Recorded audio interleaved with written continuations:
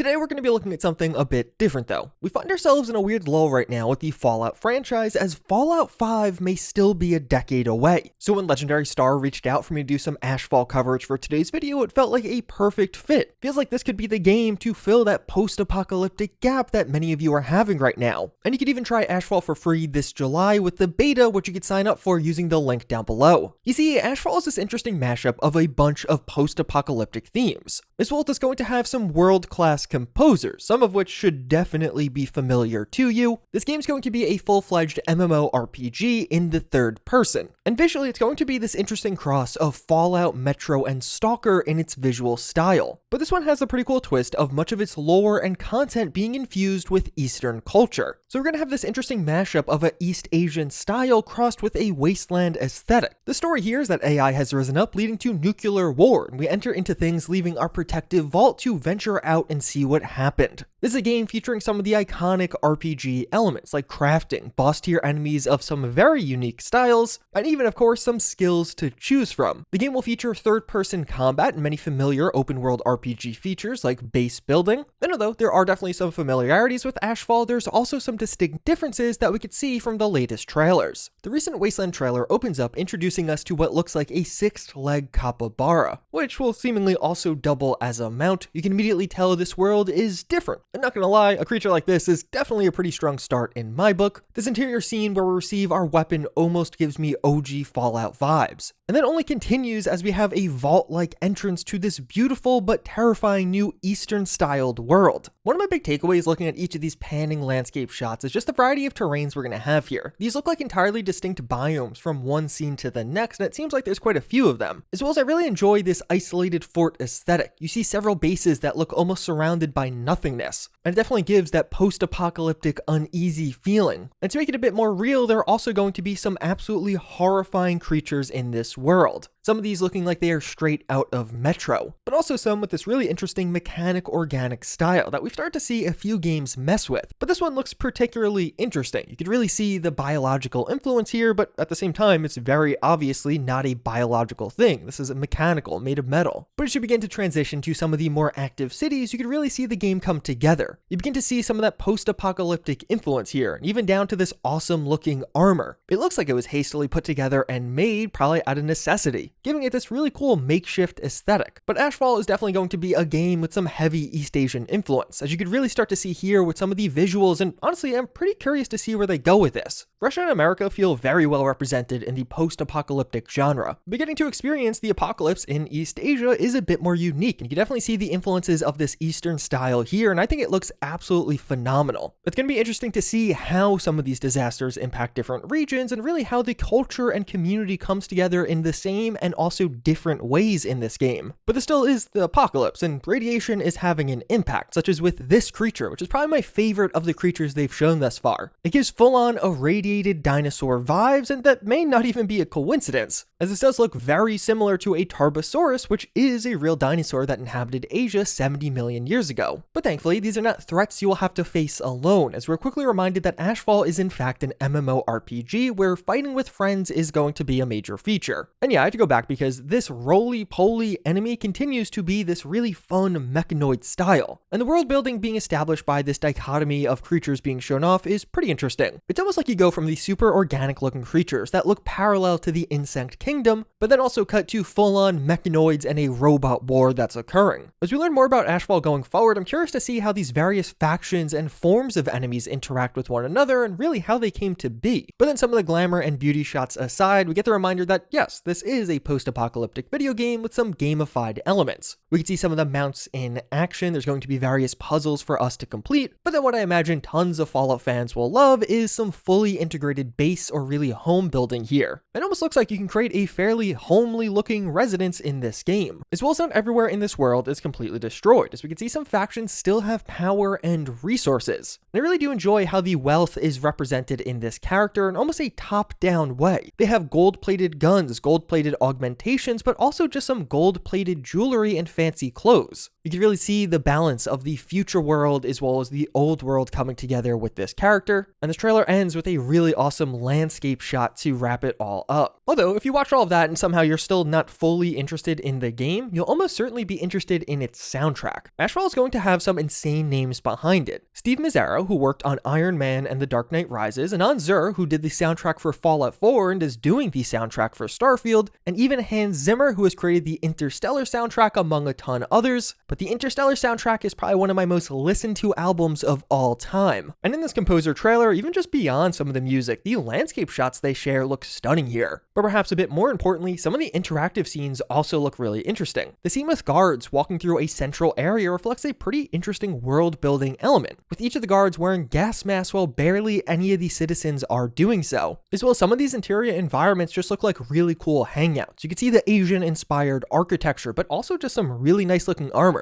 Although we are once again reminded of the diversity of this world, as once we get to this exterior shot, it really gives off steampunk vibes to me. And you can definitely start to see this is going to be a world with a certain degree of grime. As well as they describe using different types of instruments depending on the theme of the city. More Asian inspired cities feature Chinese instruments in their music, while other cities have more woody instruments. So it seems like Ashfall is going to be one of those games that's really going to take notice of and appreciate some of the different cultures as you go from one area to another. And one of the other interesting twists with Ashfall is how you play it, as this is actually going to be both a mobile and PC cross-platform experience. Obviously, much of what you've been seeing is on the PC platform, that's why it looks so good, and it seems like they really turned things up for PC, but I am pretty curious to see how adding mobile players to the mix will influence things. It seems like one of those games that's just going to be better with friends, and thankfully, those friends will be able to play with you just about anywhere. So what do you think about Ashfall? Let me know your thoughts in the comments down below. I personally think this one looks pretty interesting. I really like how we're finally getting a post-apocalyptic game that's trying to take things in a different direction. So don't forget about this one. Make sure to check out Ashfall on Steam using my link below, and wishlist it if you're interested, but also register for the beta in July.